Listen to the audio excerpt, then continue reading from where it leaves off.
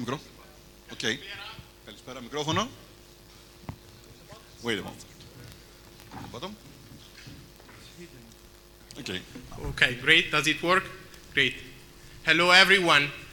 My name is Giulio del Balzo, and I'm Public Policy Associate for Airbnb in Italy, Greece, and Croatia. Thank you a lot to the American Hellenic Chamber of Commerce for this invitation, and especially to Nikos for all the hard work and for the perfect organization that he did. I presented you a brief presentation on Airbnb, on what we are doing, and on how we are contributing to transform the tourism industry, and accordingly also the economy of countries whose GDP is mainly based on tourism. May the presentation start?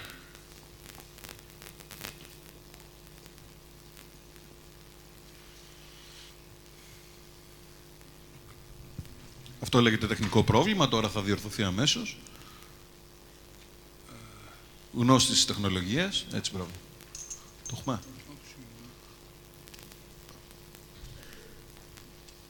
Είμαι περίεργος, μην δούμε και τίποτα διαφορετικό, για να δούμε. Οκ. Okay.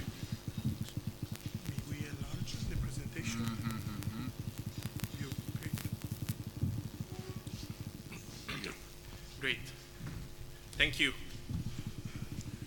So, I always like to start my presentations with questions to the audience. Here there is a very specialized audience in the tourism industry. I would like to know, is there anyone who doesn't know Airbnb? Okay, this is fantastic. So I'm not going to stay on the surface, and I'm going more in the deep of our business and of what we are doing. So, the title of my presentation is Airbnb for Everyone, Becoming a 21st Century Company. The reason behind this name is that Airbnb is looking at a very long-term horizon, and it is looking on its role on how Airbnb can shape the society more deeply, not only in homes, but also on other sides of tourism, such as experiences. We recently launched the experiences product that is growing a lot, and I'll show you this in the presentation. So we start from an assumption. The world is changing very quickly, and there are three main challenges. One is climate, one is economic inequality, and one is the idea of an open society against the idea of a closed society. And in all these things, Airbnb might play a role. Climate change. Travel contributes a lot to emissions. So we use airplanes. Homes, we build homes or hotels, and these create other emissions. And so people who move, who do something contribute a lot, and tourism fosters a lot of people moving and generate emissions. Economic inequality. So we speak a lot about the idea on how we can democratize tourism. So, and actually Airbnb enters in this sphere by allowing more people to benefit from the growth of tourism, because actually hotels are mainly owned by less people, while of course many families here own a home. So it is a way to allow everyone to benefit from the tourism growth. And last, open versus closed. Of course, as Airbnb, we are for an open society because we ask people to share their homes with strangers. And of course, if the society takes a direction towards closure rather than toward openness, of course, people will be less likely to go to share their home and to go to other people's home. So we are experiencing an immense growth of travel. Some people say that that this century, travel is the new golden age. So the travel is the new gold. Actually, more than 10% of the global economy is based on travel, and the same applies to many countries. Travel nowadays counts 1.2 billion of arrivals, with a 3% growth per year. And in 2030, it is estimated that travelers will be 1.8 billion. So now the question is, how do we split this pie? There is a space for everyone, as you can see from the projections. So the question for the tourism industry is, how can we enter? On which niche should everyone focus? The issue is not how to limit it, but how to transform it, how to convey this huge demand from the world of travels. And as Airbnb, we don't create new business. We just try to enable people who already exist to make more business and to capture more demand coming globally. As you can see, in emerging economies, the growth is much more. There is the issue of empty homes. There are lots of empty homes around the world. And empty homes are a cost. So especially during the economic crisis, if you don't use your assets, you just pay their costs. And so Airbnb allowed many people to share their home, maybe not to earn that much money, but at least to pay the expenses or a part of them. Airbnb is mainly used by millennials.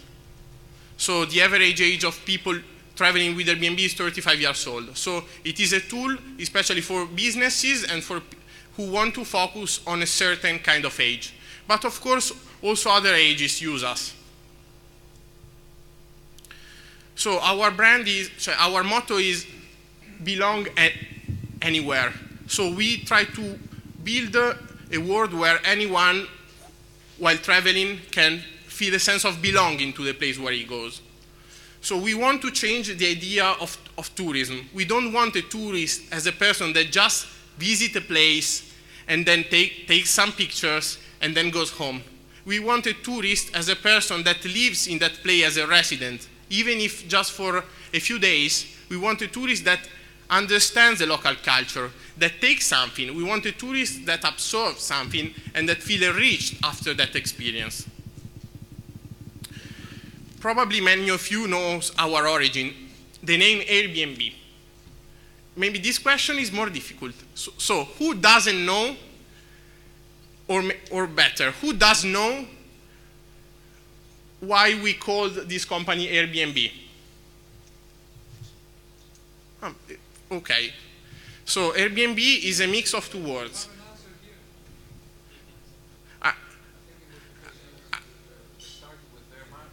Yes, exactly. 10 points, exactly. So actually, in this home, our founders put two air mattresses in 2008 during a conference on design that was in City in San Francisco. And they uploaded this two listings online to offer people the possibility to sleep there. They didn't expect a success, but then in the end it worked. They are our founders, they were housemates. And this is the first website of Airbnb. It is very different from today. As you can see also, it was called Air Bed and Breakfast initially, and then we shortened it to the name Airbnb. Of course, initially we started from Air Mattress in San Francisco. That is the map of San Francisco, as you can see.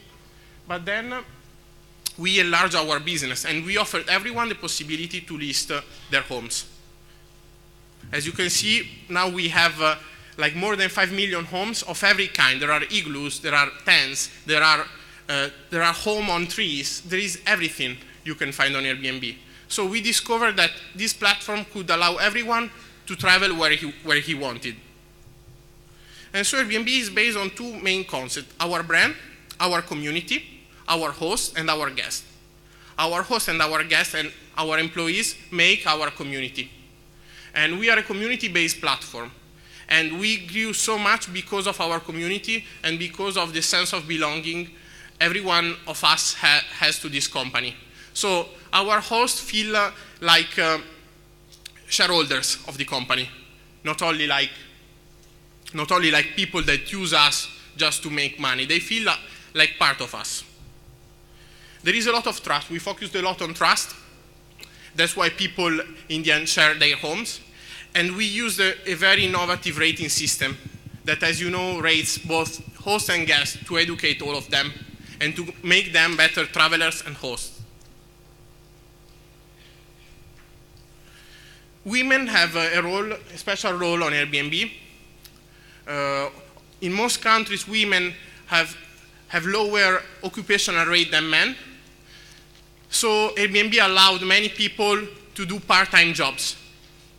For example, people, maybe a housewife that has a home or a free room to rent it and to become an economic player.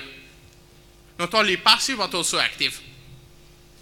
There is a role of seniors, of course. They are among the fastest growing age categories as hosts, and they are also the best rated. Actually, if I looked at this data, and the best rates we have from 1 to 5 are at seniors. This was our growth. As you see, we grew exponentially all over the world. Some numbers. We are almost in all countries, apart from specific territories, such as North Korea. So I brought you a few data on Greece. So as you know, Airbnb is has a huge impact on the Greek economy. In 2018, we had 2.1 million tourists, and there are 50,000 active hosts in Greece. So 50,000 Greek people who use Airbnb to rent their home, while there are 90,000 listings. 90% of these 90,000 are entire homes, while the last 10% are rooms. And the biggest category of tourists are Americans.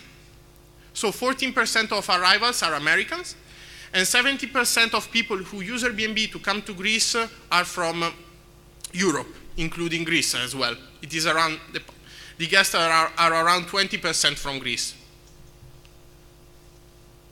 So the typical host in Greece earns $3,700. And these are a few data. As you see, the average stay is very high. So people who use Airbnb stay at least for 4 days. I brought also some data on Thessaloniki. Just a quick question. Who is not from Thessaloniki here? Okay, I was just curious, thank you. So in Thessaloniki, there are around 2,000 listings. So there are around 2,000 homes rented in Thessaloniki here. And last year, there were 127,000 arrivals. So tourism is growing really fast here. As you see, the median host earnings are quite on average. But there is a lower average stay, probably because Thessaloniki tourism is more influenced by business tourism that has a lower permanence compared to other kind of tourisms. So this is the growth that we aim at reaching in 2028.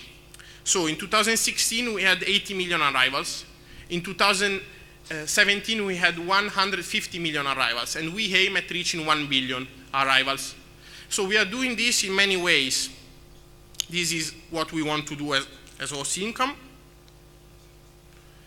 Actually, the difference between Airbnb and other tech companies is that we just try to multiply business that are in the territory.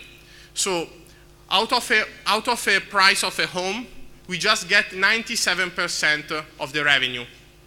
No, sorry, not us. The host gets 97% of the revenue, while we get a fee of the 3%. So most of the income we generate stays where it is generated, therefore in Greece, in Italy, or where else.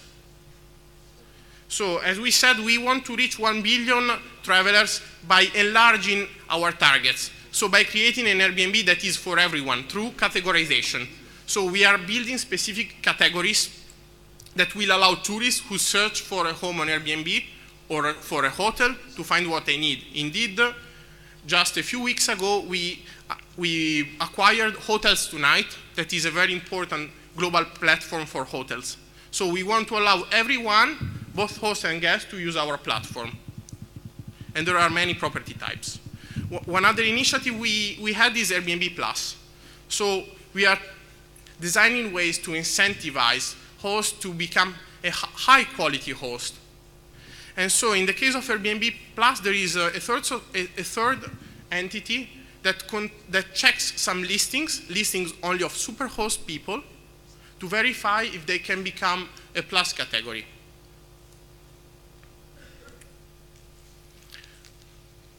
Of course, there were many things to say. I tried to tell you the most important ones. I hope they were interesting to you. And of course, if you have any other questions, we have time later. Thank you. Thank you, Giulio. Νομίζω ότι ενημερωθήκατε, έτσι. Όσοι είχατε κενά για το Airbnb, έχουμε καλύψει πάρα πολλά κενά. Πάμε λοιπόν να τρέξουμε λίγο στο πρόγραμμά μας, να καλέσουμε στο βήμα τον κύριο Κωνσταντίνο Σεκλαρίδη να